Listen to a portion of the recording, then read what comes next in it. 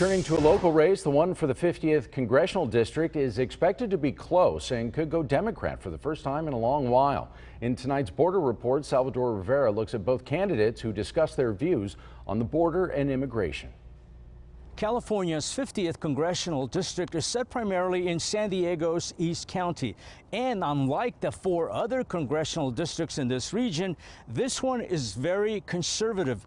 2 candidates, Darrell Issa, the Republican, and Amar Campa-Najjar, a Democrat, are trying to replace Duncan Hunter Jr., who early this year resigned after pleading guilty to campaign finance violations. He was accused of using campaign money on personal items such as family vacations, video games, and even flying his pet rabbit across the country. Border Report spoke with Issa and Campa-Najjar about issues dealing with immigration, things such as DACA, asylum, and the border wall. I don't know anyone who thinks that if you've got a property line and people are coming over onto your property illegally, whether it's trespassing or it's stealing or it's bringing drugs through, that you shouldn't put up an effective fence.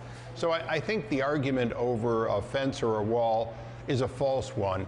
The question is, do we have an effective system to make people come here legally and orderly? What we need to do is have a strong and smart border policy, which does a mile-by-mile assessment of our border needs.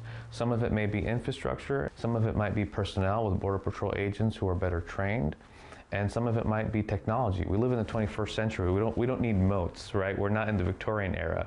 We need technology, we need surveillance, we need X-ray.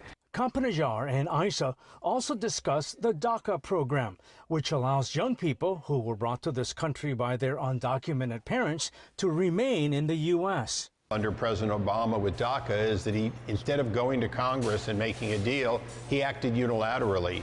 He may have solved temporarily a problem for some children, but he certainly didn't solve the fact that the people who brought those children here illegally are still here too. Look, I think those dreamers are 800,000 young people who are right with the law. They came out of the shadows, they registered. I think they're American in every way except for on paper. After all, dreamers serve in our military. They're our teachers, they're doctors, they're lawyers, they're the best among us. So I think we should give them a pathway to earn citizenship. More tomorrow with both Issa and Campa-Najjar as they discuss asylum and immigration. Salvador Rivera, Border Report.